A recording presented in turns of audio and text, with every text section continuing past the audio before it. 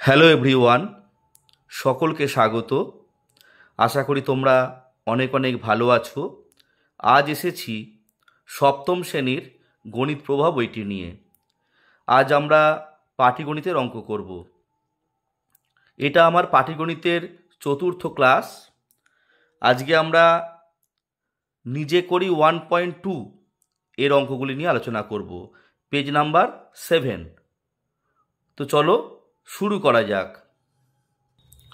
দেখো, নিজে করি 1.2তে মোট 10খানি অঙ্ক করতে দেয়া আছে। তো আমরা এই 10খানি অঙ্ক নিয়ে আলোচনা করব, ঠিক আছে? প্রথম অঙ্কটি বলছে একটি চাকা 55 বার ঘুরে 77 মিটার পথ যায়, তাহলে 98 মিটার পথ যেতে ওই চাকা কতবার ঘুরবে? তো কিভাবে অঙ্কটা করব দেখো। তো আমরা একটা স্ট্রাকচার তৈরি করলাম। একদিকে লিখলাম পথের দৈর্ঘ্য ব্র্যাকেটে মিটার, একদিকে ঘূর্ণন সংখ্যা। তাহলে 77 মিটার যাচ্ছে 55 বার ঘুরে, তাহলে 98 মিটার পথ যাবে কতবার ঘুরে? আমরা ঐকিক নিয়মে অঙ্কটা করছি। দেখো, 77 মিটার পথ যেতে একটি চাকাটি ঘোরে 55 বার, তাহলে 1 মিটার পথ যেতে চাকাটি ঘোরে 55/77। 98 মিটার পথ যেতে চাকাটি ঘুরবে 55/77 ইন্টু 98, কাটাকুটি করে 70 বার এসেছে। 11 7 77, 11 5 55, 7 14 98, 5 14 70। অর্থাৎ 98 মিটার পথ যেতে ওই চাকাটি 70 বার ঘুরবে। চলো 2 নম্বর অঙ্কে যাওয়া যাক।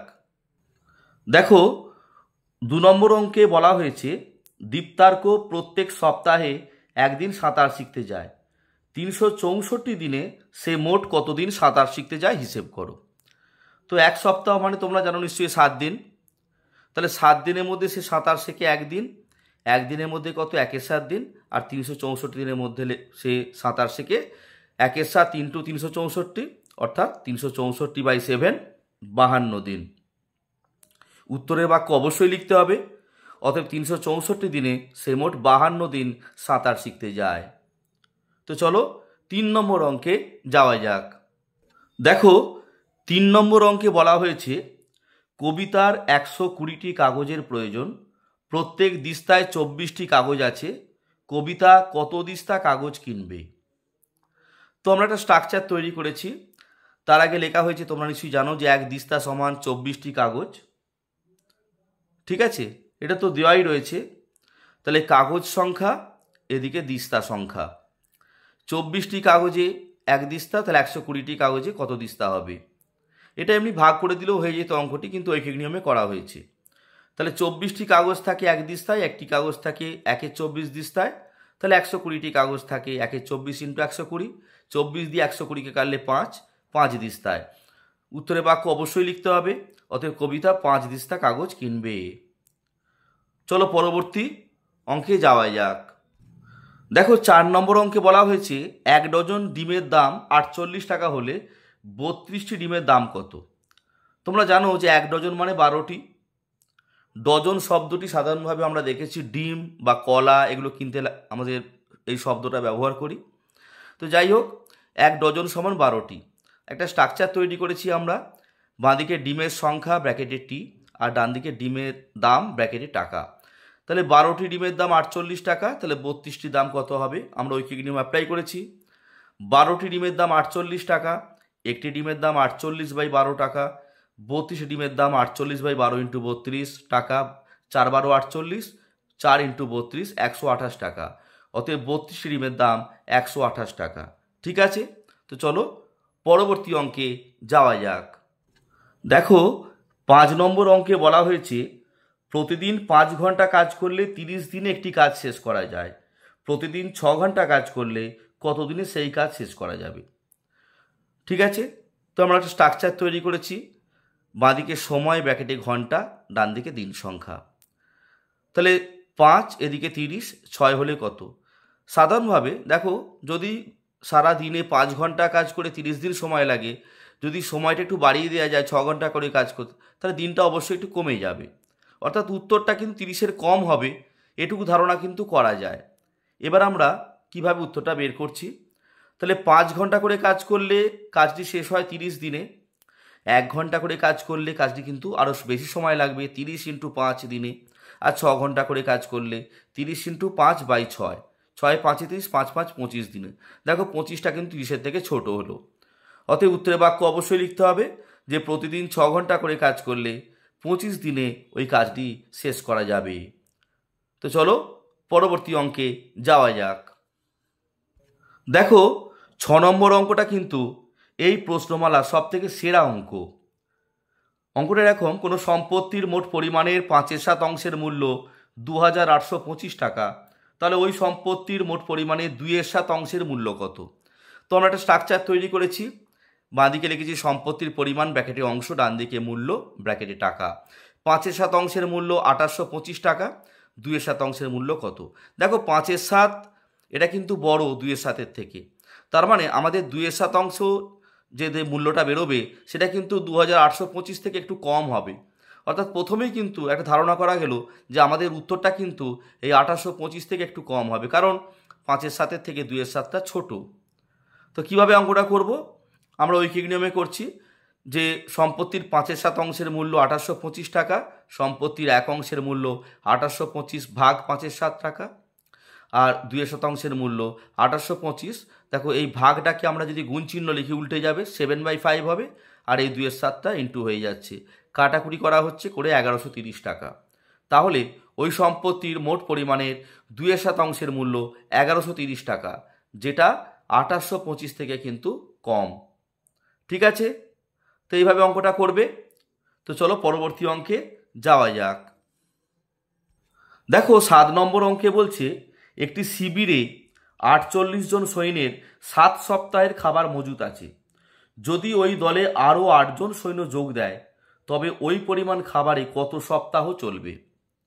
ঠিক আছে, তো আমরা স্ট্রাকচার তৈরি করছি। বাঁদিকে লিখছি সৈন্য সংখ্যা, ডান দিকে সময় ব্র্যাকেটে সপ্তাহ। 48 জন সৈন্যর 7 সপ্তাহ সময় লাগছে। এখন 8 জন যোগ দিয়েছে, তাহলে বর্তমানে মোট সৈন্য সংখ্যা হয়ে গেল 48 + 8 56 জন। কত সপ্তাহ চলবে? তাহলে আমরা লিখছি যে 48 জন সৈন্যের খাবার চলে 7 সপ্তাহ, তাহলে একজন সৈন্য ওই খাবারটি খেলে আরও বেশি সপ্তাহ চলবে, বেশি দিন চলবে, ওই জন্য 7 × 48 হয়েছে। আর 56 জন সৈন্যের ওই খাবারটি চলবে 7 × 48/56, কাটাকুটি করা হয়েছে। প্রথমে 7 8 56, 8 6 48, 6 সপ্তাহ। ঠিক আছে, তাহলে ওই পরিমাণ খাবার 6 সপ্তাহ চলবে। এখানে সৈন্য সংখ্যা বেড়ে যাওয়ার জন্য সময়টা কিন্তু কমে গেল। দেখো ছিল 7, উত্তর এসেছে 6। ঠিক আছে, এটা কিন্তু অবশ্যই একটু খেয়াল রাখবে। চলো পরবর্তী অঙ্কে যাওয়া যাক। দেখো 8-এর দাগের যে অঙ্কটি আছে সেখানে বলা হয়েছে একটি জাহাজে 50 জন নাবিকের 16 দিনের খাবার মজুত আছে। 10 দিন পরে আরও 10 জন নাবিক তাদের সঙ্গে যোগ দিলেন। অর্থাৎ 10 দিনের খাওয়া কিন্তু শেষ, 10 দিনের খাবার কিন্তু শেষ হয়ে গেছে। ঠিক আছে, এই সময় 10 জন নাবিক তাদের সঙ্গে যোগ দিলেন, তাহলে বাকি খাবারে সকলের আর কতদিন চলবে? তো আমরা স্ট্রাকচার তৈরি করছি। বাঁদিকে লিখছি নাবিক সংখ্যা, ডান দিকে সময় ব্র্যাকেটে দিন সংখ্যা। তাহলে 50 জন নাবিকের খাবার এখন বর্তমানে কত দিনের আছে? ছিল 16 দিন, 10 দিন খেয়ে নিয়েছে, অর্থাৎ 16 - 10 = 6 দিনের খাবার কিন্তু আছে। এই সময় যদি 10 জন নাবিক নতুন করে যোগদান করে তাহলে কি হলো? 50 + 10 60 জন নাবিক হয়ে গেল। তাহলে ওই খাবারটি কিন্তু 6 দিনের একটু কিন্তু কম দিন চলবে। একটা প্রাথমিক ধারণা, কারণ 50 জন নাবিক যদি 6 দিন ধরে খাবারটি খায়, 60 জন নাবিক নিশ্চয়ই একটু তাড়াতাড়ি খেয়ে ফেলবে। তো অঙ্কটা আমরা ঐকিক নিয়মে করছি। দেখো 50 জন নাবিকের খাবার চলে 6 দিন, যদি একজন নাবিক ওই খাবারটি খায় আরও বেশি দিন চলবে, 6 × 50। আর 60 জন নাবিকের খাবার চলবে 6 × 50/60, 0 0 কেটে গেল, 6 6 কেটে গেল, 5 দিন। দেখো 5 কিন্তু 6-এর থেকে কম হয়েছে। আমি বলেছিলাম যে এখানে দিন সংখ্যাটা কিন্তু কমে যাবে, তাহলে বাকি খাবারে সকলের আর 5 দিন চলবে। উত্তরের এই বাক্যটা কিন্তু অবশ্যই লিখবে। ঠিক আছে, তো চলো পরবর্তী অঙ্কে যাওয়া যাক। দেখো 9-এর দাগের যে অঙ্কটি আছে এখানে বলছে 20 জন লোক ঠিক করলো 30 দিনে তারা একটি বাড়ি সারানোর কাজ সম্পূর্ণ করবে, কিন্তু 6 দিন পর তাদের মধ্যে 8 জন লোক অসুস্থ হয়ে পড়লো, তাহলে তারা কতদিনে বাড়ি সারানোর কাজটি শেষ করবে? আচ্ছা 6 দিন পর অসুস্থ হয়েছে, তার মানে 6 দিনের কাজ কিন্তু অলরেডি হয়ে গেছে। তো আমরা স্ট্রাকচার তৈরি করছি। বাঁ দিকে লিখছি লোক সংখ্যা, ব্র্যাকেটে জোন, ডান দিকে দিন সংখ্যা। 20 জন লোক ছিল। যেহেতু 6 দিন কাজ হয়ে গেছে, তাহলে এখনও কদিন কাজ বাকি আছে? 24 দিন কাজ বাকি আছে। ঠিক আছে, এই সময় যেহেতু 8 জন অসুস্থ হয়ে পড়েছে, 20 বিয়োগ 8, 12 জন এখন মেম্বার, 12 জন লোক। তাহলে 12 জন লোক ওই কাজটি কত দিনে করবে?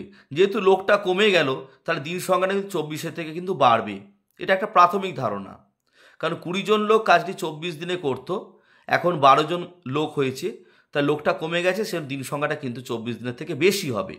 ঠিক আছে, তো চলো আমরা ঐকিক নিয়মে শুরু করি। 20 জন লোক বাড়িটি সারায় 24 দিনে। যদি একজন লোককে দায়িত্ব দেওয়া হয় বাড়ি সারাতে, আরও বেশি দিন সময় লাগবে, 24 × 20 দিন। আর 12 জন লোক সারাবে কি? 24 × 20 তলায় 12, 12 দুগুণে 24, 40 দিন। দেখো এই 40 দিন কিন্তু উত্তর নয়। এখানে খুব ভালো করে চিন্তা করো, ওদের প্রশ্ন হচ্ছে কত দিনে তারা বাড়ি সারানোর কাজটি শেষ করবে। যেহেতু প্রথমে 6 দিন কাজ ওরা করেছে, প্রথমে 6 দিন কাজ করে ফেলেছে, এখন 40 দিন বেরোলো, তাহলে তারা বাড়ি সারানোর কাজটি শেষ করবে 6 + 40 দিন, অর্থাৎ মোট 46 দিনে। ঠিক আছে, এটা অবশ্যই কিন্তু একটু খেয়াল রাখবে। চলো পরবর্তী অঙ্কে যাওয়া যাক। দেখো 10 নম্বর অঙ্কে বলা হয়েছে 25 জন কৃষক 12 দিনে 15 বিঘা জমি চাষ করেন, তাহলে 30 জন কৃষক 16 দিনে কত বিঘা জমি চাষ করবেন? আমরা স্ট্রাকচার তৈরি করছি। কৃষক সংখ্যা, দিন সংখ্যা, জমির পরিমাণ, ব্র্যাকেটে বিঘা। 25 জন কৃষক 12 দিনে 15 বিঘা, এটা দেওয়াই রয়েছে। 30 জন কৃষক 16 দিনে কত বিঘা জমি চাষ করবেন? ঠিক আছে, স্ট্রাকচারটা তৈরি করে আমরা কিন্তু ঐকিক নিয়মের সাহায্যে করছি। তাহলে 25 জন কৃষক 12 দিনে চাষ করেন 15 বিঘা জমি। তাহলে একজন কৃষক যদি 12 দিনে চাষ করেন, তাহলে কম জমি চাষ হবে, ওই জন্য 15/25। একজন কৃষক একদিনে চাষ করলে আরও কম জমি চাষ হবে, 15/25 × 12।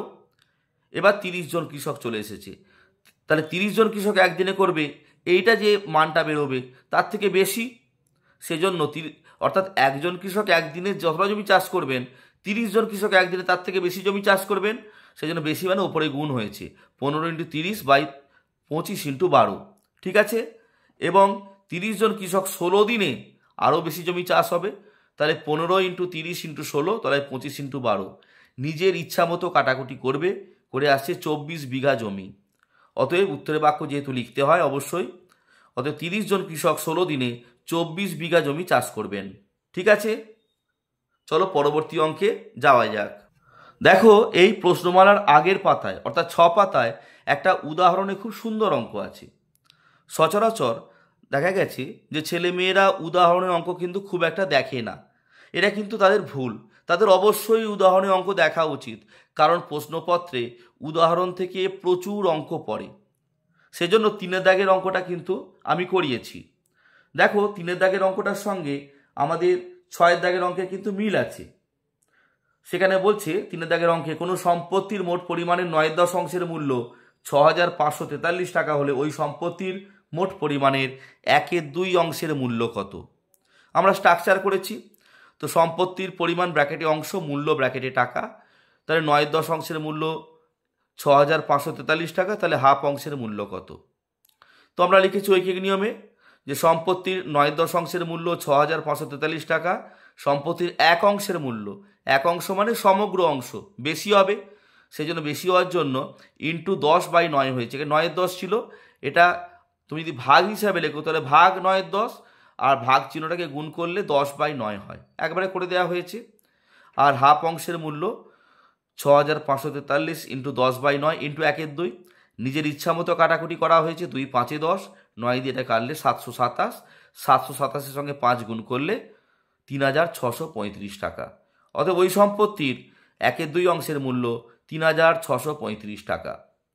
ঠিক আছে, ভিডিওটি যদি তোমাদের ভালো লেগে থাকে অবশ্যই চ্যানেলটি সাবস্ক্রাইব করবে এবং পাশে থাকা বেল আইকনটিকে অবশ্যই প্রেস করে দেবে, যাতে পরবর্তীকালে নিত্য নতুন ভিডিও আপলোড করার সাথে সাথে তোমরা সবার আগে পেয়ে যাও। এবং অবশ্যই তোমাদের মতামত জানাবে কমেন্টস করে কেমন লাগলো।